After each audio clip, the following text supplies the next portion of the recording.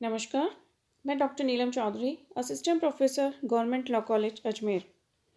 आज हम LLB third year के fourth paper labour and industrial law second के बारे में बात करेंगे। अभी जो हमारा टॉपिक चल रहा है वो चाइल्ड लेबर से रिलेटेड है, जिसको समझने के लिए हम the child labour prohibition and regulation act 1986 को पढ़ रहे हैं। बाल श्रम प्रतिषेध और विनियमन अधिनियम 1986। आज हम कंटिन्यू करेंगे पार्ट 4, जिसकी हेडिंग है मिसलेनियस। और आज हम शुरू करेंगे सेक्शन 17 के साथ। सेक्शन 17 की हेडिंग है अपॉइंटमेंट ऑफ इंस्पेक्टर्स, निरीक्षकों की नियुक्ति। इस धारा के अनुसार निरीक्षकों की नियुक्ति संबंधी प्रावधान किए गए हैं सेक्शन 17 में। किस जो समुचित सरकार है इस अधिनियम के प्रावधानों की अनुपालना सुनिश्चित करने के प्रयोजन के लिए निरीक्षकों की नियुक्ति कर सकेगी। और इस प्रकार जो निरीक्षक इंस्पेक्टर्स अपॉइंट किए जाएंगे उन्हें हम भारतीय दंड संहिता इंडियन पिनल कोड का जो सेक्शन 21 है उसके अनुसार उनको लोक सेवक पब्लिक सर्वेंट समझा जाएगा। उसके बाद आती है धारा 17A।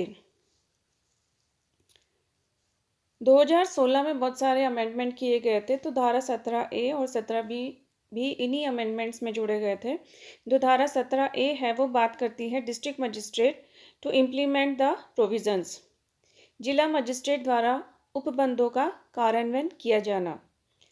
इस धारा के अनुसार जो समुचित सरकार है वो जिला मजिस्ट्रेट को, डिस्ट्रिक्ट मजिस्ट्रेट को यह सुनिश्चित करने के लिए कि इस अधिनियम के उपबंधों का उचित रूप से कार्यान्वयन किया जाए, ऐसी शक्तियां प्रदान कर सकेगी और उस पर ऐसे कर्तव्य अधिरोपित करेगी जो कि अप्रोप्रिएट गवर्नमेंट है उसको लगता है कि ज़रूरी है। और जो जिला मजिस्ट्रेट है उसके अधीनस्थ के ऐसे अधिकारी को जो इस प्रकार प्रदत्त या अधिरोपित सभी या किन्हीं शक्तियों का प्रयोग करेगा और सभी या किन्हीं कर्तव्यों का निर्वहन करेगा तथा ऐसी स्थानीय सीमाओं को विनिर्दिष्ट कर सकेगा जिसके भीतर ऐसी शक्तियां या कर्तव्यों का निर्वहन किसी भी ऐसे अधिकारी द्वारा जो कि विहित किया जाएगा। नेक्स्ट आता है सेक्शन 17B, धारा 17B, इंस्पेक्शन एंड मॉनिटरिंग, निरीक्षण और मॉनिटर करना। समुचित सरकार ऐसे स्थानों का जहां पर बालकों का नियोजन प्रतिषिद्ध है और परिसंकट में उपजीविकाओं या प्रक्रियाओं को किया जाता है, ऐसे अंतरालों पर जो वह ठीक समझे कालिक निरीक्षण करने और करवाने के लिए इस अधिनियम के उपबंधों से संबंधित विषयों की निगरानी करेगा। और ये जो दायित्व है वो दिया गया है समुचित सरकार को। इसके बाद आती है धारा 18, पावर टू मेक रूल्स, नियम बनाने की शक्ति। अधिनियम की धारा 18 में समुचित सरकार को अधिनियम के अधीन रहते हुए नियम बनाने की शक्ति प्रदान की गई है, जिसके अनुसार समुचित सरकार इस अधिनियम के उपबंधों को कार्यान्वित करने के लिए शासकीय राजपत्र में अधिसूचना द्वारा और पूर्व प्रकाशन की शर्तों के अधीन रहते हुए नियम बना सकती है। दूसरा, पूर्वगामी अधिकारों की व्यापकता पर प्रतिकूल प्रभाव डाले बिना निम्नलिखित नीचे जो लिस्ट दी गई है उस लिस्ट के अनुसार उनमें सभी पर या इस लिस्ट में दिए गए कुछ विषयों पर प्रावधान लागू किए जा सकेंगे। जैसे जिसमें सबसे पहले आता है कि जो धारा 3 की उपधारा 2 के खंड ख के अधीन शर्तें और सुरक्षा उपाय और उसके उपधारा 2 के स्पष्टीकरण के खंड ख के अधीन अन्य क्रियाकलाप। दूसरा है तकनीकी सलाहकार समिति के अध्यक्ष और सदस्यों की पदावधि, उनकी आकस्मिक रिक्तियों को भरने की रीति और उनको संदेह भत्ते और वे शर्तें और निर्बंधन जिनके अधीन रहते हुए कोई ऐसा व्यक्ति जो सदस्य नहीं है धारा 5 की उपधारा 5 के अधीन किसी उप समिति में नियुक्त किया जा सकेगा। सी है उन घंटों की संख्या जिसके लिए किसी कुमार को धारा 7 की उपधारा 1 के अधीन काम करने के लिए अपेक्षित या अनुज्ञात किया गया है। और डी, नियोजन में या नियोजन चाहने वाले अल्पवय व्यक्तियों के संबंध में आयु के प्रमाण पत्र का दिया जाना। चिकित्सा प्राधिकारी जो ऐसा प्रमाण पत्र दे सकेंगे, ऐसे प्रमाण पत्र का प्रारूप व प्रभार जो उसके अधीन दिए जा सकेंगे, और वह रीति कि किस रीति से ऐसा प्रमाण पत्र दिया जाएगा, इसके संबंध में भी जो समुचित सरकार है वो नियम बना सकेगी। इसके नीचे एक छोटा सा परंतुक दिया गया है जिसके अनुसार यदि आवेदन के साथ आयु का ऐसा साक्ष्य है जो संबंधित प्राधिकारी द्वारा समाधानप्रद समझा जाता है तो ऐसा प्रमाण पत्र दिए जाने के लिए कोई प्रभार नहीं लिया जाएगा। नेक्स्ट आता है अन्य विशिष्टियाँ पर्टिकुलर्स जो धारा 11 के अधीन रखे गए रजिस्टर में होनी चाहिए। कि जैसे उस रजिस्टर में हम लोगों ने जो धारा 11 थी उसमें देखा था कि बच्चे का नाम होना चाहिए, वो कौन से काम पे लगाया गया है, उसके वर्किंग आवर्स कितने हैं, वो सारी चीज़ें डिटेल थी। तो अगर अप्रोप्रिएट गवर्नमेंट को लगता है कि उसके अलावा भी और कोई विशिष्टियाँ भी उस रजिस्टर में दर्ज की जानी चाहिए तो उसके लिए भी वह नियम बना सकता है। नेक्स्ट आता है इसमें धारा जो 14B है उसके उपधारा 4 के अधीन बालक या कुमार को रकम के संदाय की रीति। और नेक्स्ट आता है इसमें जो धारा 14D है उसके उपधारा 1 के अधीन अपराध के शमन की और समुचित सरकार को रकम का संदाय करने की रीति क्या होगी। तो इन सभी के ऊपर जो समुचित सरकार है उसको नियम बनाने की शक्ति दी गई है। नेक्स्ट आता है सेक्शन 19। सेक्शन 19 बात करता है नियमों और अधिसूचनाओं को संसद या राज्य विधानमंडल के समक्ष रखा जाना। Rules and notifications to be laid before parliament or state legislature। इस धारा के अनुसार इस अधिनियम के अधीन केंद्र सरकार द्वारा बनाया गया प्रत्येक नियम और धारा 4 के अधीन निकाली गई प्रत्येक अधिसूचना बनाए या निकाले जाने के पश्चात यथाशीघ्र संसद के प्रत्येक सदन के समक्ष जब वह सत्र में हो कुल 30 दिन की अवधि के लिए रखी जाएगी। और यह अवधि एक सत्र में या 2 या अधिक अनुक्रमिक सत्रों में पूरी हो सकेगी। यदि उस सत्र के या पूर्वोक्त अनुक्रमिक सत्रों के ठीक बाद के सत्र के अवसान के पूर्व दोनों सदन उस नियम या अधिसूचना में कोई परिवर्तन करने के लिए सहमत हो जाते हैं तो इसके बाद वह ऐसे परिवर्तित रूप में ही प्रभावी होंगे जैसा कि परिवर्तन चाहा गया है। और यदि उक्त अवसान के पूर्व दोनों सदन सहमत हो जाते हैं कि वह नियम नहीं बनाना चाहिए या वह जो अधिसूचना निकाली गई थी सेक्शन 4 में वह अधिसूचना नहीं निकाली जानी चाहिए तो उसके बाद वह निष्प्रभावी हो जाएगी। किंतु जो नियम या अधिसूचना में अगर कोई परिवर्तन किया जाता है या उसको निष्प्रभावी किया जाता है कि दोनों सदन उस पर सहमत नहीं हुए तो निष्प्रभावी होने से उसके अधीन पहले की गई किसी भी कार्रवाई की वैधता पर कोई भी प्रतिकूल प्रभाव नहीं पड़ेगा। नेक्स्ट इसमें दिया गया है कि इस अधिनियम के अधीन राज्य सरकार द्वारा बनाया गया प्रत्येक नियम उस राज्य के विधानमंडल के समक्ष यथाशीघ्र रखा जाएगा। तो हम ये बोल सकते हैं कि अधिनियम की जो धारा 19 है वो संसद के दोनों सदनों के समक्ष नियमों को न रखने के प्रभाव पर विवरण भी प्रस्तुत करती है। तो इससे संबंधित एक छोटा सा केस है। केस का नाम है Jagmohan versus state of Gujarat. 1966 supreme court का यह केस है और इस मामले में ये हुआ था कि जो उच्चतम न्यायालय के समक्ष नियमों को इस आधार पर चुनौती दी गई थी कि नियमों को विधानमंडल के समक्ष पहले सत्र में नहीं रखा गया था, अतः उन्हें अवैध घोषित किया जाना चाहिए।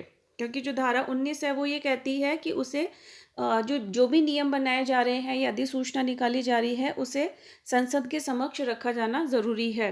तो सुप्रीम कोर्ट ने यह निर्धारित किया कि नियमों के उस समय से वैध माने जाएंगे जब उन्हें निर्मित किया गया था। न्यायालय ने उन्हें अपने निर्णय में यह अवधारणा अभिव्यक्त की है कि सदन में नियमों को न रखने मात्र से उसकी जो वैधता है उस पर कोई भी प्रभाव नहीं पड़ेगा। ठीक है, तो यहाँ पे इस केस में सुप्रीम कोर्ट ने यह कहा कि सिर्फ सदन में अगर कोई नियम नहीं रखा गया है तो मात्र इसी आधार पर कोई अधिनियम अवैध नहीं हो जाता है। नेक्स्ट आता है section 20, certain other provisions of law not barred, कानूनों के कुछ अन्य प्रावधानों का वर्जित न होना। धारा 20 के अनुसार कहा गया है कि धारा 15 के प्रावधानों के अधीन रहते हुए इस अधिनियम और उसके अधीन बनाए गए नियमों के प्रावधान कारखाना अधिनियम, फैक्ट्री एक्ट 1948, बागान श्रम अधिनियम, प्लांटेशन लेबर एक्ट 1951 और खान अधिनियम, द माइंस एक्ट 1952 के प्रावधानों के अतिरिक्त होंगे। तो ये कुछ एक्ट दिए गए हैं, उनके अलावा ये सारे नियम होंगे। नेक्स्ट आता है section 21, power to remove difficulties, कठिनाइयों को दूर करने की शक्ति। इस धारा के अनुसार पहली बात जो कही गई है वो ये है कि यदि इस अधिनियम के प्रावधानों को कार्यान्वित करने में कठिनाई उत्पन्न होती है तो केंद्र सरकार शासकीय राजपत्र में प्रकाशित आदेश द्वारा ऐसे प्रावधान कर सकेगी जो इस अधिनियम के प्रावधानों से असंगत नहीं है और जो उसे कठिनाई दूर करने के लिए आवश्यक या सामयिक प्रतीत होते हैं। परंतु ऐसा कोई आदेश उस स्थिति से जब से इस अधिनियम को राष्ट्रपति की अनुमति प्राप्त होती है 3 वर्ष की कालावधि की समाप्ति के बाद नहीं किया जाएगा। तो यहाँ पे जो केंद्र सरकार है उसको यह पावर दी गई है कि कोई भी अगर एक्ट को अप्लाई करने में कोई भी कठिनाई आती है तो उसके समाधान के लिए जो केंद्र सरकार है शासकीय राजपत्र में प्रकाशित ऐसी कठिनाइयों को दूर करने के लिए प्रकाशित करके कोई भी प्रावधान कर सकती है। दूसरी बात जो धारा 21 में कही गई है वो ये है कि धारा 21 के अधीन निकाला गया प्रत्येक आदेश निकाले जाने के पश्चात यथाशीघ्र संसद के प्रत्येक सदन के समक्ष रखा जाएगा। नेक्स्ट आता है सेक्शन 22, धारा 22, रिपील एंड सेविंग्स, निरसन और व्यावृत्तियां। इस धारा के अनुसार बालक नियोजन अधिनियम, the employment of children act 1938 इसके द्वारा निरस्त किया जाता है।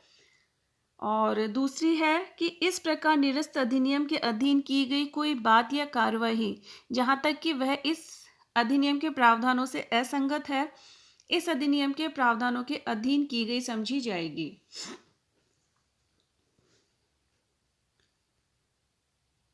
अगला सेक्शन आता है section 23, amendment of act 11 of 1948 in section 2 of the minimum wages act 1948।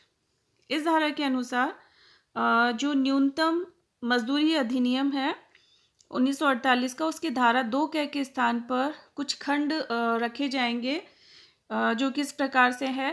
पहला ए है किशोर से अभिप्राय ऐसा व्यक्ति है जिसने अपनी आयु का 14वां वर्ष पूरा कर लिया है किंतु अभी 18 वर्ष पूरा नहीं किया है। तो यानी कि 14 साल से ऊपर का बच्चा मतलब जिसने 14 साल पूरे कर लिए हैं तो 14 और 14 से ऊपर लेकिन वह 18 साल का नहीं हुआ है।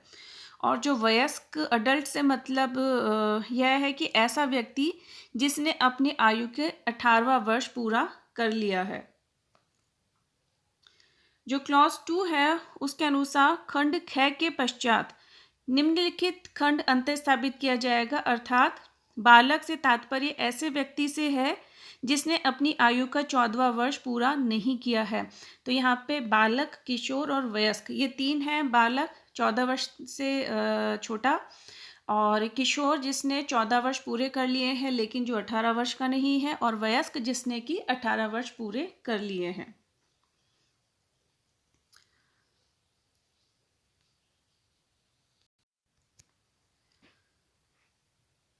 इसके बाद आता है सेक्शन 24, सेक्शन 24 बात करता है अमेंडमेंट ऑफ एक्ट 69 ऑफ 1951।